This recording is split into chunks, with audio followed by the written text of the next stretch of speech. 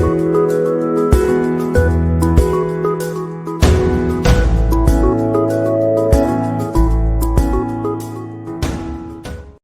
ma'am. Hi. Yeah. How are you, ma'am?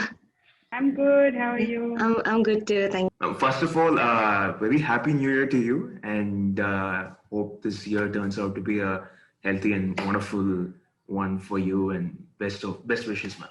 Same to you and all Thank of you, you at ma'am. NIT. Happy New Thank Year. you. Have a Thank you. wonderful one.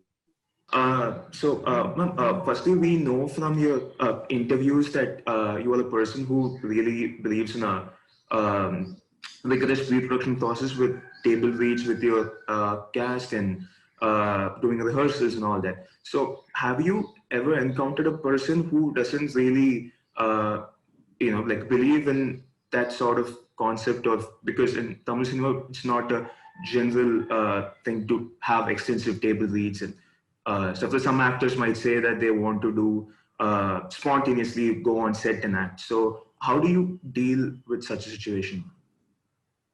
So I don't think it was the opposition that I had was from both from Venkatesh, when I did the Telugu version of Irudhi Suttru, and with Surya. The kind of the what would I say, the kind of the resistance to it was not because they believed that they would be spontaneous on set and they don't really require that. The person who believed in that was Urvashi ma'am, who said that if I do readings as such, where I do staging as such, then I would have these problems. But these other two actors and several other actors have never done this before in their lives. So it was a first for them. After 30 years in the industry, it was the first for Venki. After 20 years in the industry, it was the first for Surya. So they didn't know what exactly it entailed. Hence, there was a bit of a resistance in the beginning. But then I had to explain to them, this is my process. And in both the cases, I made other people I took them over, like my assistant directors, and Jyotika in the case of Venki, and Sendil, who helped me with the Madurai slang in the case of Surya. I took them, they were fully read, they had read the script, and I took them over, and once they did the reading, Surya figured that this is what I wanted, and then it just became very simple. They just got sucked into my process. But yes, initially there was resistance.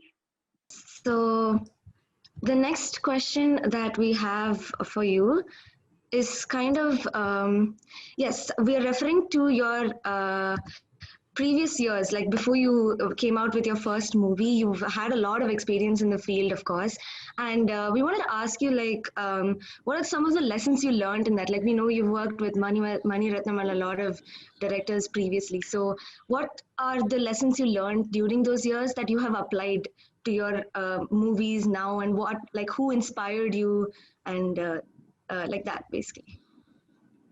So I haven't worked with several directors.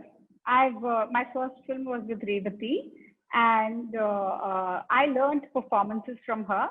I learned how to give the claps from her. I learned, I think these are the basic things. I mean, I didn't know a movie set from any other, and I was just a writer on the film.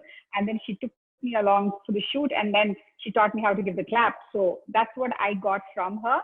Then my actual guru was Mr. Mani Ratnam for more than 6.5 years.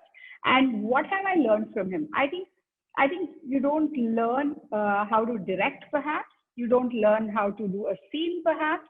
But what you learn is the methodology. It's like you're not going to learn how to write an essay by being thorough in the Oxford Dictionary, right?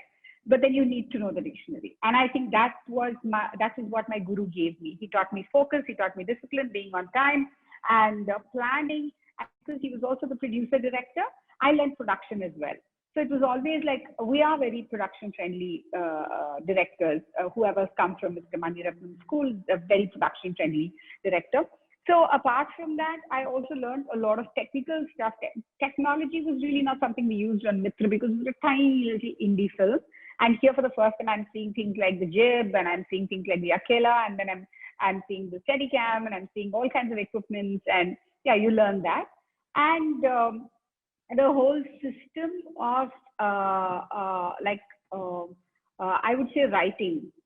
We went through that whole process of how you start off with a kind of a 44-page or 30-page or one-liner, and then you go into it. That is something that I did on Mitra as well, but this is deep. This is because it was 6.5 years, and between, I think before I started, we went on floors. I was there for 3.5 years just writing with him about 9 scripts. So that got honed.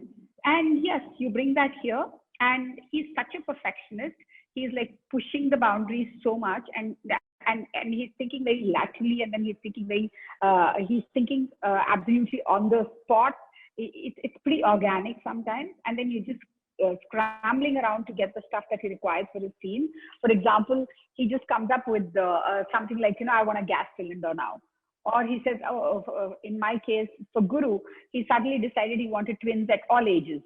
I kept asking him before the shoot that, do you require? He was very certain he wanted only 3-year-old or 2-year-old twins. But then suddenly when we are sitting in Badami and he says, no, through the song, I want various ages twins.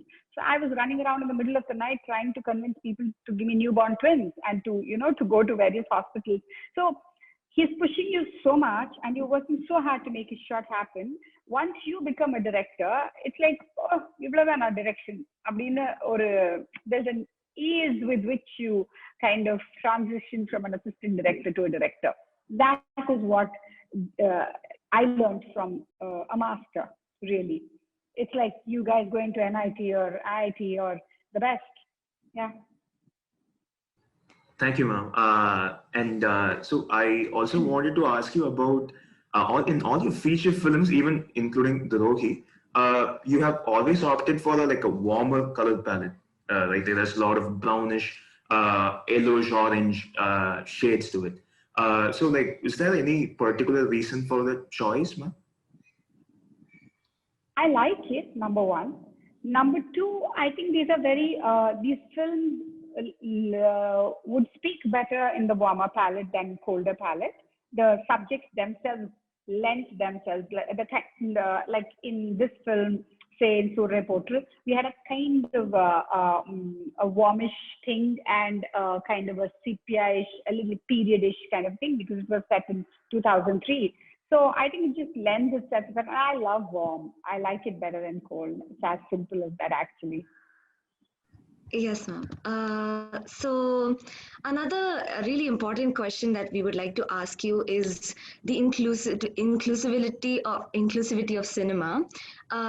We've recently been seeing a lot of inclusivity of the LGBTQ community and a lot of communities that were not approached earlier because of a lot of taboos in the society and general aversion and things like that. As we become more comfortable, we kind of approach them and we want to portray their stories. Similar to that, how important is it for us to include marginalized communities and their struggles and to raise awareness about their issues in our country through film, through cinema?